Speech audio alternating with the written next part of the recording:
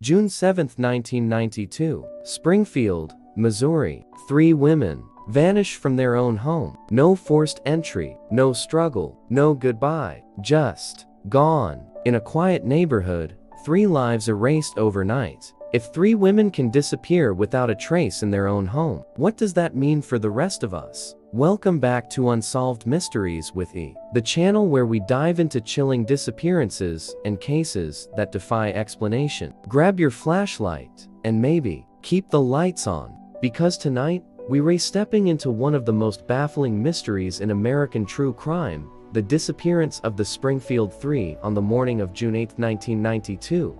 The local news in Springfield, Missouri, wasn't about the weather. It was about 3 local women: a mother, her daughter, and a friend who had vanished from their home in the middle of the night. Their story unfolded with chilling detail. There was no sign of a struggle, no ransom note, just a shattered porch light and a TV blaring silently to an empty room. This wasn't the opening of a streaming series.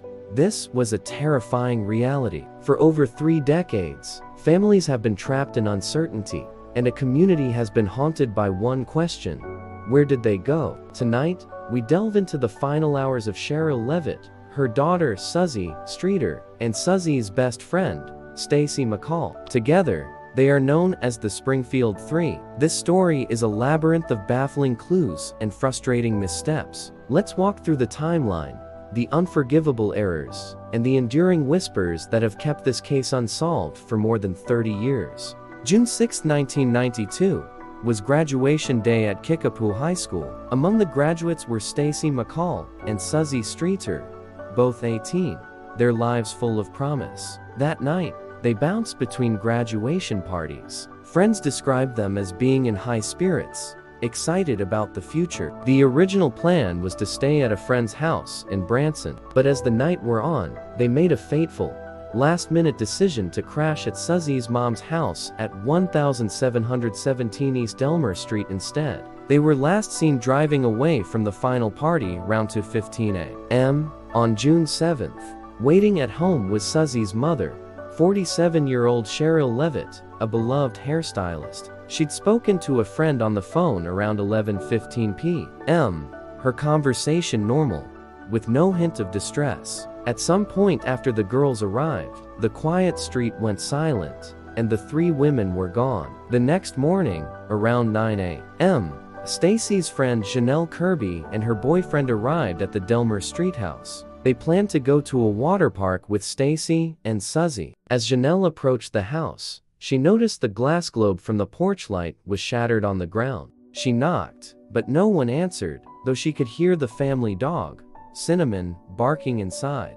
Finding the door unlocked, they entered with a growing sense of dread. The house was eerily still. The television was on, displaying only static. The women's purses, containing their cash and keys, were all left behind. Sherrill's cigarettes and reading glasses were by her bed. The only things missing were the women themselves. There was no note, no sign of forced entry, just the single, solitary clue of the shattered porch light. What followed Janelle's discovery was a masterclass in how to contaminate a crime scene. Before police could secure the house, word spread. Soon, nearly 20 concerned friends and family members were inside the small home. One friend washed the dishes in the sink. Another person vacuumed the carpets, destroying any potential trace evidence. They answered the ringing phone and tittied up. By the time police arrived, the crime scene had been scrubbed clean. One detective later called it the worst contamination of a major crime scene he had ever witnessed. The critical first hours of the investigation were lost, and the case was hamstrung before it could even begin. Adding to the initial chaos was the agonizing loss of a key piece of evidence: an answering machine message. When friends first entered the house, they noticed the machine's blinking light. One friend listened to a message she described as lewd and offensive, and immediately erased it. Later, after police arrived, an officer attempting to preserve a different, unheard message for evidence inadvertently hit the erase button. That message, believed to have been left during the critical time frame of the disappearance, was gone forever. It could have been a wrong number, or it could have been the voice of the abductor. We will never know. The erased message became a symbol of the investigation's initial fumbles, and a permanent question mark hanging over the case. With no physical evidence, theories multiply.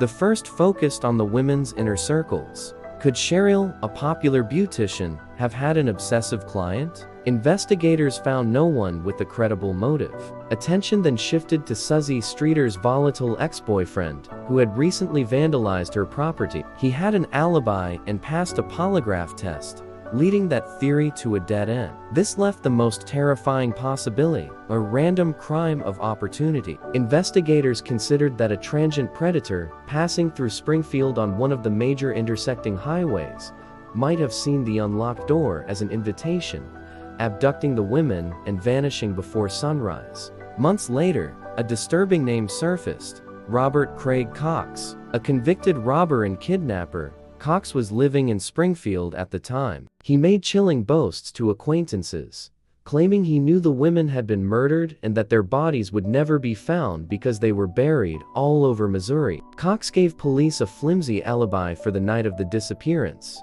which was later contradicted by his girlfriend. He played cat and mouse with detectives but never confessed. Without a confession or any physical evidence linking him to the crime, police couldn't charge him. From prison years later, Cox continued to taunt the investigation, telling a journalist, "I might know what happened," adding, "They'll never be found."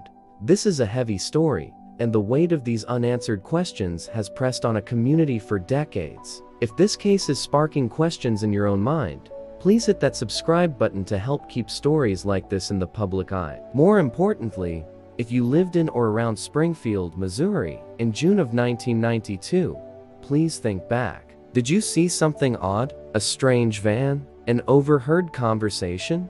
The official police tip line is still active. That number is 417-864-1810. Your memory, no matter how small it seems, could be the key. As years passed, the investigation chased more speculative leads. One tip claimed the bodies were buried in the Mark Twain National Forest, but a massive 3-day search with cadaver dogs and backhoes found nothing. Another anonymous tip led investigators to a parking garage at Cox Hospital, which was under construction in 1992. In 2007, ground-penetrating radar identified an anomaly. A hole was drilled through the concrete, but the anomaly was just a change in soil composition. Gruesome rumors, like a story that the women were disposed of on a local hog farm, also had to be investigated and were ultimately dismissed for lack of evidence. Each lead ended in another frustrating dead end. Over 3 decades, more than 5,000 tips have poured in.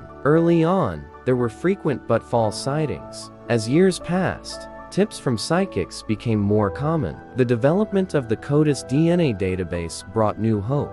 A small amount of unknown male DNA had been recovered from the crime scene, but when it was run through the national database, there was no match. The case file is now a multi-volume epic of dead ends, with detectives re-interviewing aging witnesses and waiting for a breakthrough that may never come. While the official investigation has stalled, the community has never stopped seeking answers. Every June, a memorial is held on the lawn of 1717 East Delmer Street. Local radio hosts dedicate shows to the case, and a global community of online sleuths dissects every detail. This collective refusal to forget has kept the women's faces and their story in front of millions, increasing the chances that one day, the right person might see it and remember something. So, what is the most likely scenario? Most investigators believe it was a crime of opportunity that escalated quickly. 1 or 2 armed men likely gained access to the house through the unlocked door, or by a ruse. They would have quickly overpowered the 3 women, forcing them into a vehicle like a cargo van. This would explain the lack of a struggle inside the house. The prevailing belief is that the bodies were disposed of somewhere in a remote, wooded area within a 30-mile radius of Springfield. But without a shred of forensic evidence, this remains an educated, unproven guess. The official status of the Springfield Three investigation is open but inactive. Over 30 years ago, Sherrill Levitt, Suzanne Streeter, and Stacy McCall walked into a house on a quiet street and never walked out. The house on Delmer Street became a portal where their ordinary lives ceased to exist. The story has no ending, and the wound cannot heal. If you know something, it is never too late to do the right thing. It's time to bring them home.